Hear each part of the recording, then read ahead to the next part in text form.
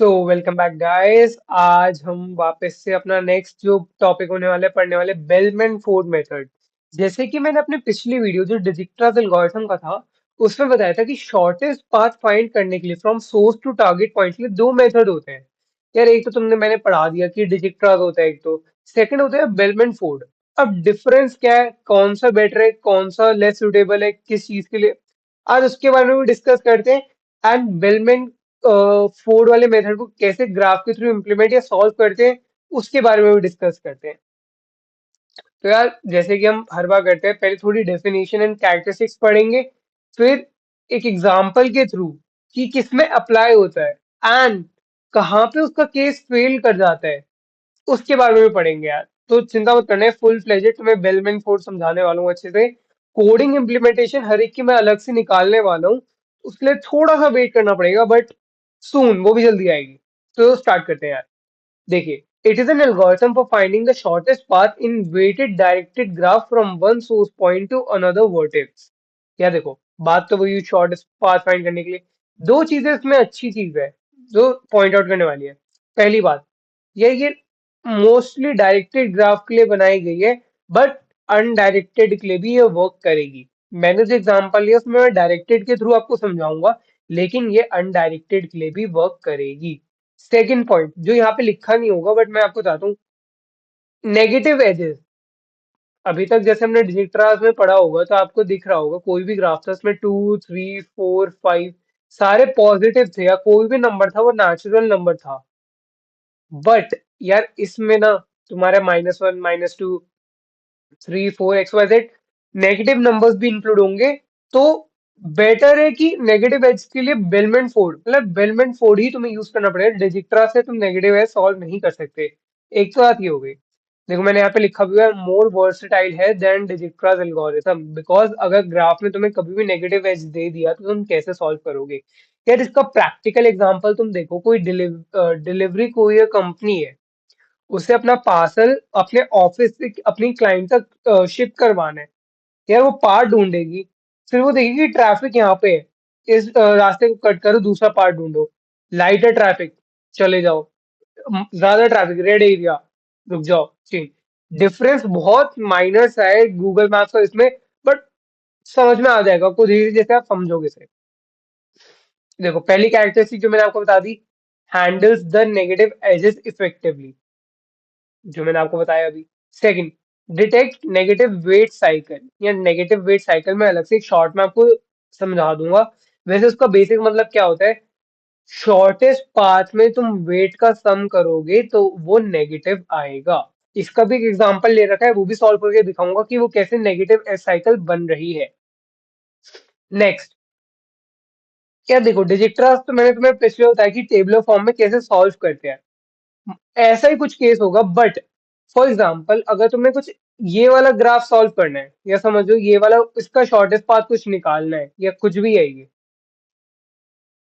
Iterations कितनी लगेंगी, या जितनी भी वर्टेक्स है -1, वर्टेक्स -1, 4 है इधर, तो यहाँ 3 आइट्रेशन में तुम्हारा सॉल्व हो जाएगा।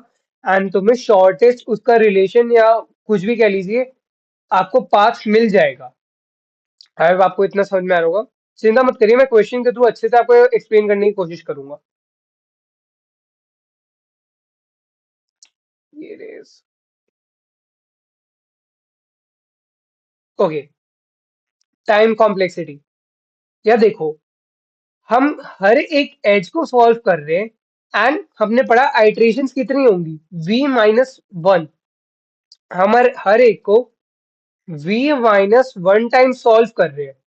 यार ये कंपैरेटिवली 1 से बहुत बड़ा नंबर है, तो हम इसे v ले लेंगे तो e.v, e.v मतलब e times v, edges times the vertices, हमारी बिग ऑफ टाइम कॉम्प्लेक्सिटी हो जाएगी इस केस में। Next, optimal for sparse graph, या जो डिजिक्ट्रास होता है वो डेंस के लिए काम आता है, एंड जो ये हमारा बेलमैन फोर्ड होता है वो स्पार्स ग्राफ के लिए काम आता है। एंड डिजिक्ट्रास से बढ़िया बेलमैन फोर्ड होता है किसी भी केस में अगर आप देखें तो। एंड एक और ये पॉइंट है, ये इंपॉर्टेंट पॉइंट है, ये आप ये जरूर देखिए। If it exceeds v-1 iteration then it contains a negative edge cycle। या मैंने अभी आपको एक एग्जांपल बताया, फॉर एग्जांपल तुम्हारा ग्राफ कुछ ऐसा है, इसमें वर्टिस कितनी है, 4 वर्टिस है, और हमने कहा था 4 - 1 आइट्रेशंस होंगी, मतलब 3 आइट्रेशंस होंगी। अगर इसमें मेरी 3 से ज्यादा आइट्रेशंस और 3 से ज्यादा नंबर ऑफ आइट्रेशंस हो गई, तो यार इसमें तुम्हारा एक नेगेटिव एज साइकिल कंटेन करेगा। बट अगर वो 3 या 3 से कम है तो नहीं करेगा। एग्जाम्पल है, आगे अच्छे से समझना। ये मैंने आपको बता दिया थ्योरी बेस के पर्पस से कि क्या होता है, कैसे होता है। अब बात करते हैं फॉर्मूले की। यार फॉर्मूला जो डिजिट्रास में लगा था, इसमें भी वही लगेगा, distance of u plus cost from u to v is should be less than distance of v. अगर ये ट्रू है तो डिस्टेंस ऑफ वी तुम्हारा हो जाएगा distance of u plus cost of u to v. I hope इतना आप सभी को भी समझ में आ गया होगा। नेक्स्ट यार, अब एग्जाम्पल पे आते हैं। आई नो थोड़ी आपको आवाज अजीब लग रही हो तो उसके लिए सॉरी, थोड़ा कोल्ड हो रखा है। नेक्स्ट एग्जाम्पल की बात कर रहे हैं। यार ये देखो, ये हमारा एक ग्राफ है। आप देख सकते हैं डायरेक्टेड ग्राफ है, नेगेटिव एज कंटेन कर रहे हैं। नेगेटिव है, डिजिटल्स नहीं लगेगा, बेलमैन फोर्ड लगेगा। अब कैसे लगेगा ये देखिए, मैं आपको बहुत इजीएस्ट वे बताऊंगा।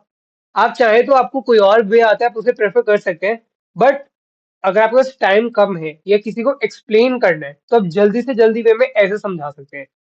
या सबसे पहले तो तुम्हारे पास जितनी एजेस है ना, वो लिख लो। व्हाट डज इट मीन, अब ये देखो, डायरेक्टेड में, और देखो डायरेक्टेड है तुम्हारे लिए और ज्यादा अच्छा केस हो गया। देखो ए से बी जा रहा है, ए से बी, ए से सी, ए से सी, ए से डी, सी बी। आप देख सकते हो जितनी भी डायरेक्शन है ना, हमने उसे एज अ एजेस लिख लिया कि इतनी हमारे पास 9 एजेस है।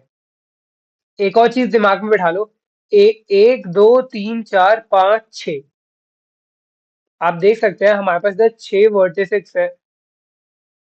इसका मतलब क्या हुआ, 6 - 1, हमारी 5 आइट्रेशन होगी इसमें। 5 या 5 से कम में हमारा वो सॉल्व हो जाएगा। अब वो कैसे होगा, अब ये देखिए यार, ये इंपॉर्टेंट है, थोड़ा समझ जाओगे बहुत आसान होगा।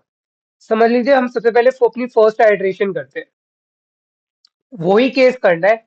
अब ध्यान से देखना बहुत, आई होप आप सबको स्क्रीन देख रही हो अच्छे से। अब ये देखो यार, सेम जो मैंने यहाँ फॉर्मूला बताया, हमें बस इसी को अप्लाई करते जाना है और हमारा आंसर निकलते जाएगा। और पहला हम करेंगे हर एक वर्टिस के लिए। ये देखो, ए से खुद का डिस्टेंस कितना होगा, 0, बाकी सबका इन्फिनिटी।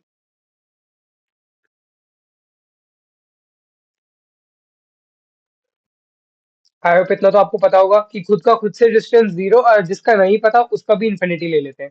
अब ए से बी पहली वर्टिस, 0 + 6 क्या हमारा इन्फिनिटी से छोटा है, हाँ। तो यार ये इन्फिनिटी से कट के यहाँ पे 6 हो गया। ओके, 0 से सी, क्या मेरा 0 + 4 is less than infinity, true. Infinity कटेगा, यहाँ पे तुम्हारा 4 आ जाएगा। 0 + 5 इज लेस देन इन्फिनिटी, हाँ। इन्फिनिटी काट के यहाँ पे 5 आ गया। अब जहां जहां एरोज जा रही है डायरेक्टेड, वहां का निकालो। 6 to infinity, 6 - 1 5, क्या 5 मेरा इन्फिनिटी से छोटा है, ट्रू है, 5। C to E, सी पे कितना है यार, अब सी पे 4 है, 4 + 3 7, क्या 7 मेरा लेस देन है 5 से, नहीं। 5 होल्ड करेगा अपनी पोजीशन। D to C, 5 - 2 3, क्या 3 मेरा 4 से लेस है, हाँ है। 4 कट होगा, अब वैल्यू आएगी यहाँ पे 3। अब हमारे पास दो बचे, D to F। पहले D to F चेक करते हैं। 5 - 1 4, 4 क्या मेरा लेस है एफ से, है यार, 4 कर दो इसे। अब E to F, 5 + 3 8, क्या मेरा 8 लेस देन है उससे, नहीं है यार, बड़ा है वो उससे, 4 होल्ड करेगा। यार ये देखो, तुम्हारी पहली आइट्रेशन डन हो चुकी है। तुमने अपनी सारी एजेस को यहाँ पे कवर करा और तुमने एक बार सबके जो पर्टिकुलर रिलेशन होता है, जो हमने से निकाला फॉर्मूले से, जो हम निकालते हैं रिलेशन, हर एक कॉस्ट निकालते हैं, हर एक का डिस्टेंस निकालते हैं, वो हमने निकाल लिया। पहली आइट्रेशन आउट ऑफ 5 आइट्रेशन हमारी चेक हो चुकी है। अब हम करेंगे अपनी आइट्रेशन नंबर 2। अब देखो वो कैसे होगी। Again same procedure, same method, कर लो। 0 + 6 क्या हमारा 6 से छोटा है? नहीं, 6 होल्ड करेगा। मैं ए टू बी की बात कर रहा हूँ। अब ए से सी की बात करते हैं। 0 + 3, ओ सॉरी, 0 + 4 क्या मेरा 3 से छोटा है? नहीं है। 3 will hold. Got it?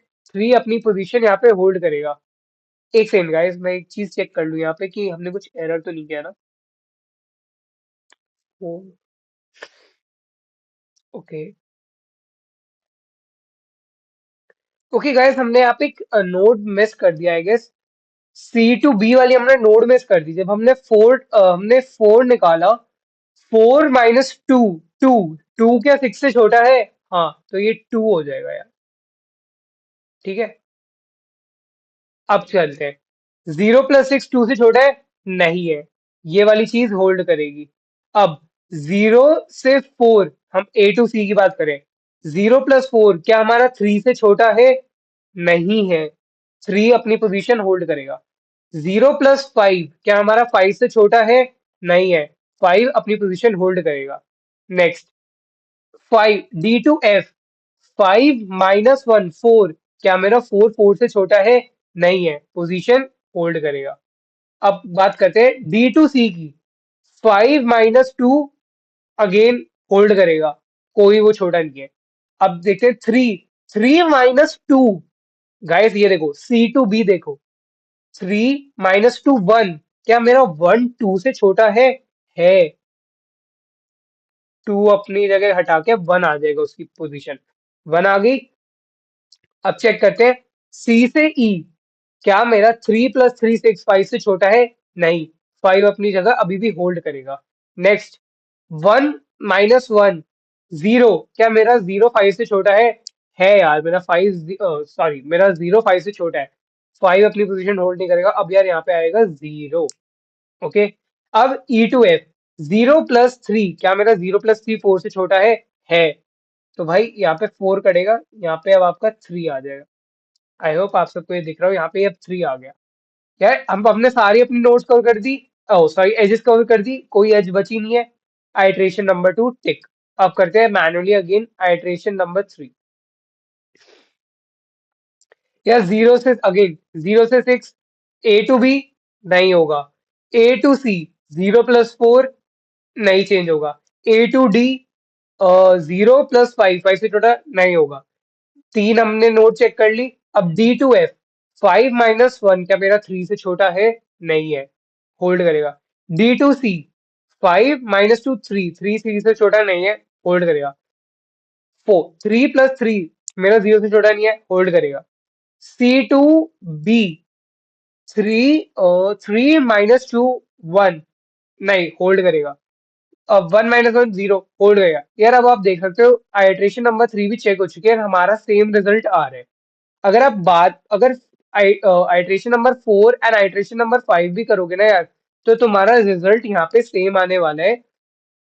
And इसमें नेगेटिव एज साइकिल नहीं है। क्यों? अगर हमारी 5 आइट्रेशन से एक आइट्रेशन ज्यादा लगती है to solve all the edges, तब यार हमें उसे कहते हैं कि हमारी यहाँ पे नेगेटिव एज साइकिल प्रेजेंट है। बट इस केस में यार ये नहीं, ये केस नहीं है। गाइस अगर यहाँ पे कैलकुलेशन थोड़ी लेफ्ट राइट हो गई तो आप प्लीज कैलकुलेट कर लेना। मैं आपके सामने कर रहा हूँ, इसलिए हो सकता है मे बी एक दो प्लस माइनस एरर हो गया हो। बट ये 101% श्योर है कि इसमें 5 आइट्रेशन के अंदर आपका सॉल्व हो जाएगा। प्लस इसमें आपकी नेगेटिव एज साइकिल प्रेजेंट नहीं है। बिकॉज हमें इसमें 5 आइट्रेशन करनी है, 6 एजेस है क्योंकि, तो 5 के अंदर हमारी सारी एजेस रिजॉल्व हो जा रही। नेक्स्ट, अब एक बात करते हैं जिसमें नेगेटिव एज साइकिल प्रेजेंट। तो ये वाला केस देखो, 4 एजेस है, 4 - 1, 3 आइट्रेशन में लॉजिकली सॉल्व हो जाना चाहिए। ओके। अगेन इसकी एजेस लिख लो, डायरेक्टेड है तो सबने एजेस लिख लिया आई गेस। ये तो सबको पता होगा, 1 से 2, 2 से 4, 4 से 3, 1 से 3 एंड 3 to 2 वो सही लिस्टेड है नीचे। अब यार अगेन सेम काम कर दो। 0 इंफिनिटी इंफिनिटी इंफिनिटी। कूल। अब 0 + 4 इंफिनिटी से छोटा है यार। 4। अब 4 + 7 क्या, 4 + 7 11, 11 क्या मेरा इंफिनिटी से छोटा है? ऑफ कोर्स है। 11 प्लस -15 मतलब -4 छोटा है। -4 + 7 दैट इज 3। 3 4 से छोटा है यार। एक आइट्रेशन कंप्लीट हो गई, iteration number 1 complete. Second iteration, 0 + 4 क्या मेरा छोटा है 3 से? नहीं है, होल्ड करेगी 3 की वैल्यू। 3 + 7 10 क्या 11 से छोटा है 11 से छोटा। 11 कट के यहाँ पे अब आपको आपका 10 हो गया। 10 +- 15 क्या मेरा -5 -4 से छोटा है। तो यहाँ पे -4 कट के -5 आ जाएगा। ठीक है। अब माइनस, ओके, सॉरी गाइज, एक चीज यहाँ पे, बट वो ट्रू ही केस होता। 0 + 5 हमारा उससे छोटा नहीं है, ठीक है, वो ट्रू केस होता। अब -5 + 7 वो हो गया 2। 2 हो गया, आप कैलकुलेट कर सकते हैं। 3 से छोटा है, वैल्यू चेंज हो गई, अगेन चेंज हो गई। सेकेंड आइट्रेशन डन, क्योंकि हमने सब कुछ कवर कर लिया। जीरो, आप ये चाहे तो ये भी देख सकते हैं, 0 + 5 -4 या -5 से छोटा नहीं है, तो वो अपनी एज वहीं पे होल्ड करेगा। हो गया। अब यार अगेन आइट्रेशन नंबर 2 टिक। अब बात करते हैं आइट्रेशन, आपको आई होप दिख रहा हो। अब करते हैं बात आइट्रेशन नंबर 3, जो कि हमारी लॉजिकली लास्ट आइट्रेशन होनी चाहिए। अब ये देखिए, 0 + 4 2 से छोटा है नहीं है, 2 होल्ड करेगा। 2 + 7 क्या मेरा 11 10 से छोटा है यार। 10 कट के यहाँ पे अब 9 हो गया। 9 प्लस -15 -6, सॉरी, -5 से छोटा है। -6 आ गया यहाँ पे, क्योंकि वो छोटा है यार। 0 + 5 अगेन नो चेंज। -6 और 7 या 1 हो गया ये। छोटा था यार, तो तुम्हें इक्वल हो चेंज नहीं करना, बड़ा हो चेंज नहीं करना, बट छोटा है तो चेंज करते रहो उसकी रिलेशन को। अब अगेन यार ये तो टिक हो गई। यार लॉजिकली अगर मैं आइट्रेशन नंबर 4 करूं तो वो सेम रिजल्ट देना चाहिए।